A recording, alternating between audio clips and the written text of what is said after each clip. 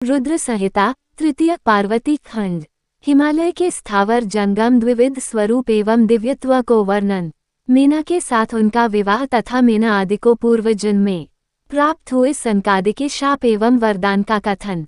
नारद जी ने पूछा, ब्राह्मण पिता की यज्ञ में अपने शरीर का परित्याग करके दक्ष कन्या जगदम्बा सती देवी किस प्रकार गिरिराज हिमालय की पुत्री हुई, किस तरह अत्यंत उग्र तपस्या करके उन्होंने पुनः शिव को ही पति रूप में प्राप्त किया, यह मेरा प्रश्न है। आप इस पर भली भांति और विशेष रूप से प्रकाश डालिए। ब्रह्मा जी ने कहा, मुने नारद, तुम पहले पार्वती की माता के जन्म, विवाह और अन्य भक्तिवर्धक पावन चरित्र सुनो। मुनिश्रेष्ठ, उत्तर दिशा में पर्वतों का राजा हिमवान नामक महान पर्वत है, जो महातेजस्वी और समृद्धिशाली है। उसके दो रूप प्रसिद्ध हैं, एक स्थावर और दूसरा जंगम।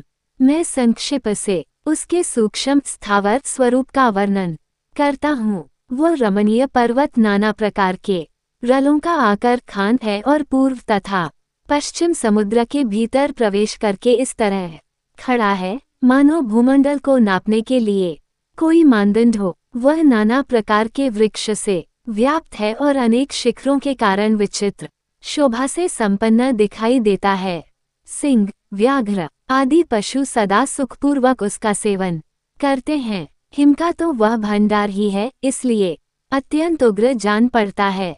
भांति भांति के आश्चर्यजनक दृश्यों से उसकी विचित्र शोभा होती है। देवता, ऋषि, सिद्ध और मुनि उस पर्वत का आश्रय लेकर रहते हैं।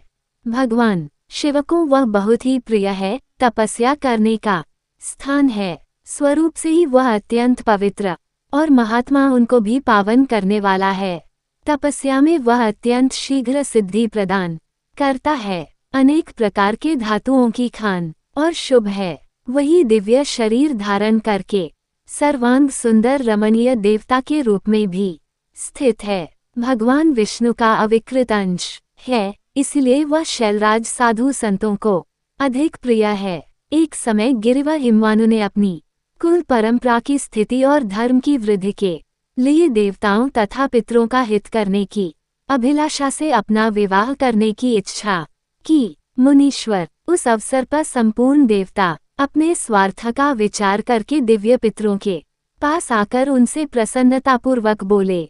देवताओं ने कहा, पितरों, आप सब लोग प्रसन्नचित होकर हमारी बात सुने और यदि देवताओं का कार्य सिद्ध करना आपको भी अभीष्ट हो तो शीघ्र वैसा ही करें।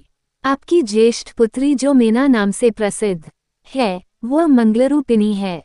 उसका विवाह आप लोग अत्यंत प्रसन्नतापूर्वक हिमवान पर्वत से कर दें। ऐसा करने पर आप सब लोगों को सर्वथा महान लाभ होगा और देवताओं के दुखों का निवारण भी पग पग पर होता रहेगा। देवताओं की यह बात सुनकर पितरों ने परस्पर विचार करके स्वीकृति दे दी और अपनी पुत्री मीना को विधिपूर्वक हिमालय के हाथ में दे दिया। उस परम मंगलमय विवाह में बड़ा उत्सव मनाया गया। मुनीश्वर नारद, मीना के साथ हिमालय के शुभ विवाह का ये सुखद प्रसंग मैंने तुमसे प्रसन्नतापूर्वक कहा है। अब और क्या सुनना चाहते हो?